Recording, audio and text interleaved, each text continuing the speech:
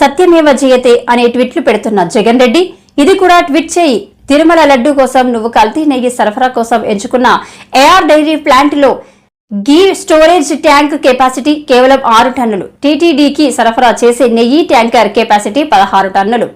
అసలు AR dairy plant లో ఉన్న గీ స్టోరేజ్ ట్యాంక్ కెపాసిటీ కేవలం 6 టన్నులు అయితే 16 టన్నుల ట్యాంకర్ ఎలా పంపిస్తున్నారు అని టీడీపీ నేత పట్టాభి ఫైర్ అయ్యారు.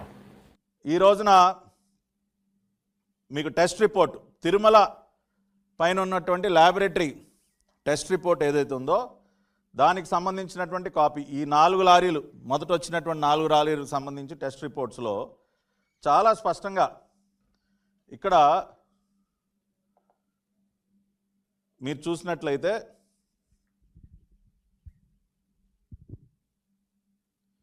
Fatty acid composition testing facility not available అంటే తిరుమల కొండపైన కొవ్వు పదార్థాలు ఇతరత్రా కలిపేటటువంటి అడల్ట్రేషన్కి సంబంధించినటువంటివి డిటెక్ట్ చేసే అవకాశం లేదు. అందుకనే మేము ఎన్డీడీబీకి పంపించామని చెప్తున్నాం కదా.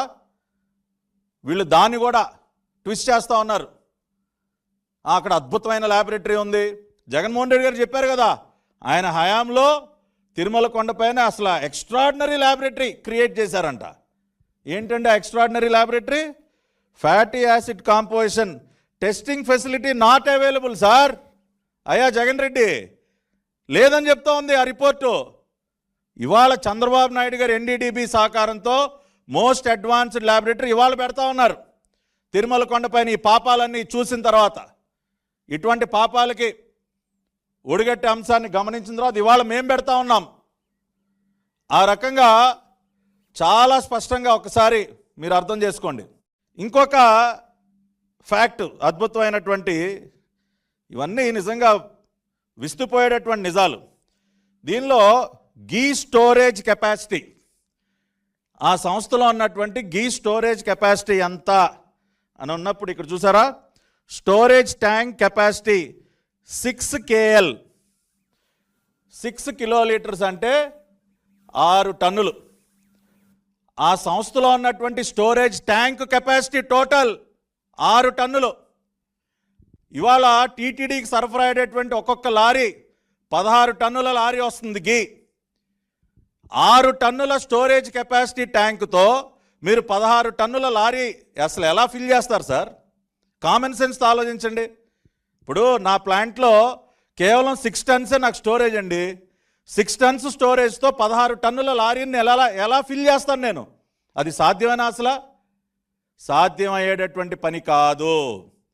అంటే వీళ్ళకి అసలు నెయ్యి ఉత్పత్తి చేసే సామర్థ్యం లేదు, సరఫరా చేసే సామర్థ్యం లేదు, స్టోరేజ్ చేసే సామర్థ్యం లేదు అని చెప్పి టీటీడీ వాళ్ళ అఫీషియల్ టెక్నికల్ రిపోర్ట్ ద్వారానే మనకి చాలా స్పష్టంగా తెలుస్తుంది. అటువంటి ఒక సంస్థకి ఏ కుట్రలో భాగంగా ఇచ్చారు సార్? ఇది కుట్రగాక, ఇది తెలిసి చేసినటువంటి పాపంగాక ఇంకేంటని అడుగుతా ఉన్నా. రాష్ట్ర ప్రభుత్వం గాంధీ జయంతి రోజున తెచ్చిన బ్రాంతి పాలసీ ప్రజలకు అనర్థమని, కేవలం ముడుపుల కోసమే కొత్త మద్యం పాలసీ ప్రకటించారని వైఎస్ఆర్సీపీ మహిళా విభాగం అధ్యక్షురాలు ఎమ్మెల్సీ వరదు కళ్యాణి ఆక్షేపించారు. ప్రైవేటు రంగంలో మద్యం విక్రయాలు ఏమాత్రం సరికాదన్నా ఆమె దాని వల్ల సిండికేట్లు ఏర్పడి దోపిడీ మొదలవుతుందని చెప్పారు. 48,000 ప్రతి ఒక్కరికి ఇస్తాం పెన్షన్ రూపంలో, ఇలా ఎన్నో రకాలుగా హామీలు ఇచ్చారు. కానీ ఈరోజు ఏ ఒక్కటి నెరవేర్చలేదు సరి కదా. తల్లికి వందనం అని చెప్పి 100 రూపాయలకే మద్యం ఇచ్చే పరిస్థితి రాష్ట్రంలో నెలకొలేట్టుగా చేశారు. అలాగే ఈ మద్యం దుకాణాలు అనేవి ప్రైవేట్ పరం చేయడం వలన ఇంచుమించు 1500 మంది ఉద్యోగ అవకాశాన్ని కోల్పోతారు. ఎందుకంటే ప్రభుత్వ ఆధీనంలో ఉండేటప్పుడు అందులో ఉద్యోగం చేసిన వాళ్ళు ఈరోజు నిరుద్యోగులు అయిపోయే పరిస్థితి. అలాగే తీసుకుంటే ఈరోజు రాష్ట్రంలో ఫీజులు పెరిగాయి, స్కూల్ ఫీజులు పెరిగాయి, కాలేజ్ ఫీజులు పెరిగాయి, అలాగే బియ్యం ధరలు పెరిగాయి, పప్పుల ధరలు పెరిగాయి, విద్యుత్ ఛార్జీలు పెరుగుతున్నాయి. అన్ని రకాలుగా ధరలు పెంచేసి మద్యం మాత్రం 99 రూపాయలకే క్వార్టర్ ఇస్తామని చెప్పి ఇష్టం వచ్చినంత తాక్కోండి, మీ కుటుంబం ఏమైపోయినా పర్వాలేదు అన్నట్టుగా ఈ చంద్రబాబు నాయుడు గారి ప్రభుత్వం ఉంది. మహిళా సంఘాలు ఎంతగా వ్యతిరేకిస్తున్నా కూడా ఎందుకు మీరు ఏ ఉద్దేశంతో ఎవరికి బెనిఫిట్ చేయడానికి మీరు ఈ పాలసీని తీసుకొచ్చారు అనే విషయం ఈ రాష్ట్ర ప్రజలందరికీ క్లియర్గా అర్థమవుతుంది. ఎందుకంటే మనం తీసుకుంటే ఈ లిక్కర్ సిండికేట్ల ద్వారా ముడుపుల కోసం ఈ ప్రభుత్వం ఇలాంటి మద్యం పాలసీని, కొత్త పాలసీని తీసుకొచ్చిందనే విషయం రాష్ట్ర ప్రజలందరికీ కూడా క్లియర్గా అర్థమైంది. ఎంత ఘోరం అంటే షాపింగ్ మాల్స్ లాగా లిక్కర్ మాల్స్ తీసుకొస్తారంట. అంటే తాగినంత తాగండి, ఏమైపోయినా పర్వాలేదు. ఈ రాష్ట్రంలో ఈ మద్యపానం ఎక్కువైపోవడం వల్ల మళ్ళీ మహిళల మీద అత్యాచారాలు, హత్యలు మరింతగా పెరిగిపోతాయి. అవేమీ అవసరం లేదు, తాలిబొట్లు తెగిపోయినా పర్వాలేదు. కానీ రాష్ట్ర ప్రభుత్వంలో పెద్దలకి ఈ సిండికేట్ ద్వారా వచ్చే ముడుపులు అందితే చాలు అన్న టైపుగా ఉంది. గతంలో మనం చూసాం జగన్మోహన్ రెడ్డి గారి ప్రభుత్వంలో ఎంత చక్కగా మద్య నియంత్రణ చేశారు. ప్రభుత్వ ఆధీనంలో మద్యం షాప్స్ రన్ చేయడం జరిగింది, మనందరం కూడా చూడడం జరిగింది. జగనన్న ముఖ్యమంత్రి అయ్యాక 43,000 బెల్ షాప్స్ని తొలగించడం జరిగింది. అలాగే 33% వైన్ షాప్స్ని తగ్గించడం, మద్యం షాప్స్ని తగ్గించడమే కాకుండా 4,300 వైన్ షాప్స్ని 2,900కి తగ్గించేయడం జరిగింది. అలాగే చంద్రబాబు నాయుడు గారి టైంలో పెర్మిట్ షాప్స్ అని ఏర్పాటు చేసి ఇష్టం వచ్చినంత తాగించేవారు. వాటిని 4,300 పెర్మిట్ షాప్స్ని జగనన్న ప్రభుత్వం అధికారంలోకి వచ్చాక తొలగించడం జరిగింది. అలాగే జగన్మోహన్ రెడ్డి గారు ముఖ్యమంత్రిగా ఉన్నప్పుడు ఒక్క డిస్టిలరీకి కూడా పర్మిషన్ ఇవ్వలేదు. అలాగే మద్యంకి, అలాగే గంజాయి, డ్రగ్స్ ఇలాంటి నియంత్రణ కోసం ప్రత్యేకమైన వ్యవస్థనే ఏర్పాటు చేసి వాటిని ఉక్కుపాదంతో ఆ రోజు అణిచివేసిన పరిస్థితి మనం చూసాం. కానీ చంద్రబాబు నాయుడు గారు ఇన్నేళ్ళు ముఖ్యమంత్రిగా పనిచేశారు, ఏ రోజు కూడా మద్య నియంత్రణ మీద దృష్టి పెట్టలేదు. మనం తీసుకుంటే ఆ రోజు ఎన్టీ రామారావు గారు మద్యపాన నిషేధం చేశారు. ఆ మద్యపాన నిషేధం చేశాక ఆ ఎన్టీ రామారావు గారికి వెన్నుపోటు పొడిచి అధికారం తీసుకున్నారు చంద్రబాబు నాయుడు గారు. అలాగే మద్యపాన నిషేధానికి కూడా వెన్నుపోటు పొడిచిన పరిస్థితి మనం చూసాం. అలాగే ఈ రాష్ట్రంలో ఉన్న డిస్టిలరీస్లో చంద్రబాబు నాయుడు గారు ముఖ్యమంత్రిగా ఉన్నప్పుడే, అలాగే దేవుళ్ళంటే కూడా ఎంత చులకనగా మాట్లాడారంటే చంద్రబాబు నాయుడు గారు ఆ రోజు అయ్యప్ప స్వాములు టైంలో మద్యం అమ్మకాలు తగ్గిపోయి ప్రభుత్వానికి ఆదాయం తగ్గిపోతుంది అంటూ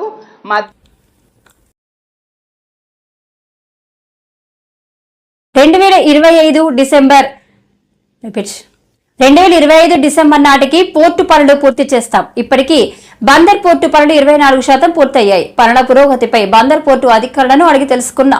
బందర్ పోర్టు పనుల విధానాన్ని మార్చడం నాకు ఇష్టం లేదు. పోర్టుకు అనుసంధానంగా వచ్చే పరిశ్రమలను ఆహ్వానిస్తాం. బందర్ పోర్టుకు అవసరమైతే ఇంకా భూసేకరణ చేస్తాం. ఇప్పుడే నేను మచిలీపట్నం పోర్టుకి వెళ్ళొచ్చాను, పోర్టు చూశాను, సర్ప్రైజ్ ఇన్స్పెక్షన్కి వచ్చాను. దగ్గర 3,669 కోట్ల రూపాయల ఖర్చుతో పీపీ మోడల్లో ఈ ప్రాజెక్టు పూర్తి అవ్వాలి. అక్టోబర్ 2025కే పూర్తి చేయాల్సిన అవసరం ఉంది. కానీ పనులు మాత్రం 26% ఇప్పటికి పూర్తయినాయి. 24% 865 కోట్ల రూపాయల వర్త్ పనులు పూర్తయినాయి.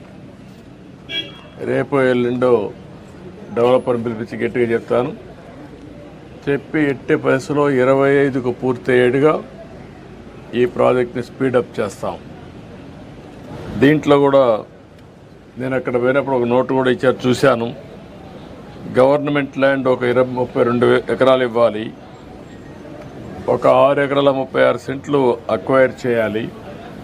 మొత్తం కలిసి ఈ ప్రాజెక్టుకి 38 ఎకరాల 36 సెంట్లు ఇవ్వాలి. అది కూడా కలెక్టర్ చెప్పాను.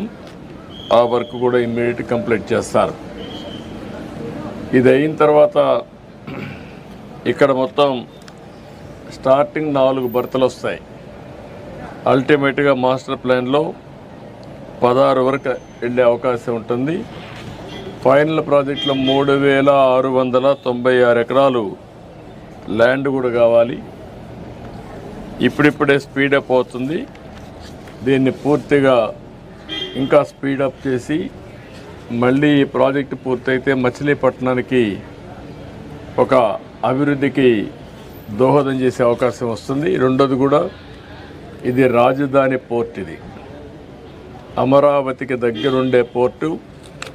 ఒక 45 నిమిషాలు, 1 గంటలో ఇక్కడికి వచ్చే అవకాశం ఉంటుంది. కాబట్టి ఈ పోర్ట్ని అన్ని విధాలు అభివృద్ధి చేసుకుంటే ఈ ప్రాంత ప్రజలకే కాకుండా రాజధానికి కూడా ఎంతో ఉపయోగపడే పరిస్థితి వస్తుంది.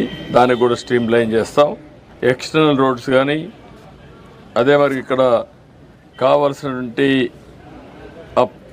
పోలీస్ ట్రైనింగ్ సెంటర్లో స్ట్రీమ్ లైన్ చేయడం కానీ, వాటర్ సప్లై కానీ ఇవన్నీ కూడా కొన్ని పెండింగ్ ఉన్నాయి. రెండోది ఇసుక కూడా కొరత ఉందని చెప్పారు. అవి కూడా ఇప్పుడు నేను కలెక్టర్ గారికి ఆదేశాలు ఇస్తున్నా. ఈ ప్రాజెక్టుకి ఫాస్ట్ ట్రాక్లో రా మెటీరియల్ కానీ లేకుంటే వాళ్ళకి కావలసినటువంటి సదుపాయాలు కానీ అన్నీ కూడా పూర్తి చేసి దీన్ని అనుకున్న టైంలో పూర్తి చేయడం ఒక బాధ్యతగా పెట్టుకుంటున్నాం. అది కూడా పూర్తి చేస్తాం. నేవల్ డాక్ యార్డ్ పరిసర ప్రాంగణంలో అధిక సంఖ్యలో మోహరించిన పోలీసులు. డాక్ యార్డ్లో విధులు నిర్వహిస్తున్న ఉద్యోగులు చేస్తున్న నిరసనలకు అనుమతులు లేవు అంటున్న పోలీసులు. ఇండియన్ నేవీ పోలీసులు, సివిల్ పోలీసులు అధిక సంఖ్యలో మోహరింపు. ఎటువంటి ఆందోళనలు జరగకుండా కట్టుదిట్టమైన భద్రత ఏర్పాటు చేశామంటున్న Malkapuram police station CI Vidyasagar. పెద్ద సంఖ్యలో ఆందోళన జరిపేందుకు ప్రయత్నాలు జరుగుతున్నాయనేది సమాచారం మేరకు భద్రత ఏర్పాటు చేశాం. సిఐ విద్యాసాగర్. పోలీసులకి పరిస్థితి కూడా మా ఊరు చెప్తాను. మా ఊరు ఎవరైతే బాబు ఇప్పుడు మీకు అంతా చెప్తాను. ఇర్రెగ్యులర్గా డ్యూటీ నుంచి ఎవరైనా వెళ్ళిపోయిగానే మధ్యలో వెళ్ళిపోతే ఆఫ్ చెప్పరా అబ్బా నెలకి ఇప్పుడు. సమంతపై మంత్రి కొండా సురేఖ చేసిన వ్యాఖ్యలపై కేఏ పాల్ ఫైర్ అయ్యారు. 72 గంటల్లో ఆమె రాజీనామా చేయాలని ఆయన డిమాండ్ చేశారు. పిచ్చివాగుడు వాగి సారీ చెప్తే కుదరదు, రాజీనామా చేయకపోతే లీగల్ గా ప్రొసీడ్ అవుతా అని కేఏ పాల్ అన్నారు. కొండా సురేఖ మాట్లాడిన మాటలు మతి భ్రమించి మాట్లాడిందా, ఏమైనా ఈ మధ్యన ఎక్కువ డ్రగ్స్ హైదరాబాద్ లో వాడుతున్నారు, డ్రగ్స్ వాడుకొని మాట్లాడిందా, లేదా పిచ్చెక్కి లేదా పిచ్చుకొక్క కరిస్తే పిచ్చుకొక్క కరిచినప్పుడు ఎలాగ పిచ్చిగా మాట్లాడతారో అట్లా మాట్లాడిందా, లేదా మేము అధికారంలో ఉన్నాం కదా మేము ఏం మాట్లాడినా దాను నాగేంద్ర అసెంబ్లీలోనే బూతులు తింటే ఆయన్ని సస్పెండ్ చేయలేదు, నన్ను ఎవడేం చేయగలదు అని మాట్లాడిందా? ఏదేమైనా చట్ట విరుద్ధంగా ఆవిడ మాట్లాడింది. ఒకటో పాయింట్. రెండవ పాయింట్ ఏంటంటే క్రిమినల్ సెక్షన్. రాహుల్ గాంధీ అంతకంటే చిన్న స్టేట్మెంట్ గుజరాత్ లో ఇస్తే ఆయన మెంబర్ ఆఫ్ పార్లమెంట్ మెంబర్షిప్ నే రద్దు చేసి మోదీని ఇంకొక మోదీ కుటుంబంతో కంపేర్ చేశాడని 2 సంవత్సరాలు జైలు శిక్ష విధించి నోటీస్ ఇవ్వకుంటే, అంత సడన్ గా టైం ఇవ్వకుంటే ఇల్లు ఖాళీ చేయించి నడి రోడ్డు మీద రాహుల్ గాంధీ పడేశారు. మరి కొండా సురేఖ మాటలు 100 రెట్లు వరుసగా ఉన్నాయి. ఒకటి, కాల్ ట్యాపింగ్ లో అప్పుడు కాంగ్రెస్ లో బీఆర్ఎస్ లో ఉన్న వారి వీడికి ఏమైనా ఇన్ఫర్మేషన్ ఇచ్చారా? ఇప్పుడు క్రిమినల్ ఇన్వెస్టిగేషన్ చేయాలి ఈవిడ మీద ఇమీడియట్ గా. ఇప్పుడు కూడా డీజీపీ ఎందుకు ఆవిడని ఇమీడియట్ గా అరెస్ట్ చేయలేదు నోటీస్ ఇచ్చి? 2, ఆవిడేదో ఇప్పుడు నేను సారీ నాకు అనిపించలేదు, ఏం మాట్లాడని నాకు తెలియదంటే పిచ్చి వాగుడు వాగేసి నరహత్య చేసేసి మర్డర్ చేసేసి సారీ నా మైండ్ బాగాలేదో లేదో నేను మర్డర్ చేసేసానంటే కుదురుతుందా? ఇప్పుడు సమంతకి ఎంత హ్యూమిలియేషన్, సమంతకి ఎంత డిస్ట్రెస్. ఇదే అమెరికాలో అయితే 8,000 కోట్లు $1 బిలియన్ చిన్న యాక్సిడెంట్ జరిగితే $1 బిలియన్ జడ్జిమెంట్స్ ఉన్నాయి. లీగల్ ప్రాసిక్యూషన్ అంటే క్రిమినల్ ప్రాసిక్యూషన్, డిఫమేషన్ ఇవన్నీ ప్రిపేర్ చేశాను ఆల్రెడీ. ఒక 72 గంటలు టైం ఇస్తున్నాను కొండా సురేఖ రాజీనామా చేయడానికి.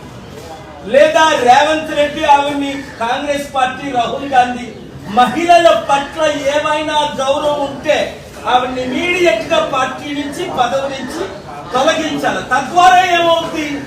50% ఉన్న మహిళలకు మేము మహిళలను గౌరవిస్తున్నామని నోటీస్ పంపించడం. మీకు చిత్తశుద్ధి బయట లేకపోయినా ఉన్నట్టేనా వ్యవహరించండి. కనుక చాలా సెక్షన్స్ ప్రకారం డెఫినేషనే కాదు, క్రిమినల్ ప్రొసీడింగ్స్ కాదు, చాలా సెక్షన్స్ ఉన్నాయి. అవన్నీ నేను తర్వాత మాట్లాడతాను. 72 గంటల్లో కొండా సురేఖ రాజీనామా చేయాలి. 2, సమంత పేరుతో వాళ్ళ కుటుంబం అన్నది సమంతకి ఇంటికెళ్ళి అపాలజీ చెప్పాలి, నాగార్జున ఇంటికెళ్ళి అపాలజీ చెప్పాలి, నాగార్జున భార్యకి చెప్పాలి. వారి కుటుంబాలు నేను ఎప్పుడు కలలేదు, నాకు తెలియదు. అలాగే నాగార్జున కొడుకు వేరేదో నాగా చైతన్య, తనకి అపాలజీ చెప్పాలి. తక్షణమే రాజీనామా చేయాలి, లేదంటే all hell will break loose. కర్మం ఎక్కువైపోయి కాంగ్రెస్ పార్టీ చూసారా నిన్నేం జరిగింది? పొంగులేటి శ్రీనివాసరెడ్డి అదానీని సీక్రెట్ గా ఎందుకు కలిశాడు హోటల్లో? అందులో కాంగ్రెస్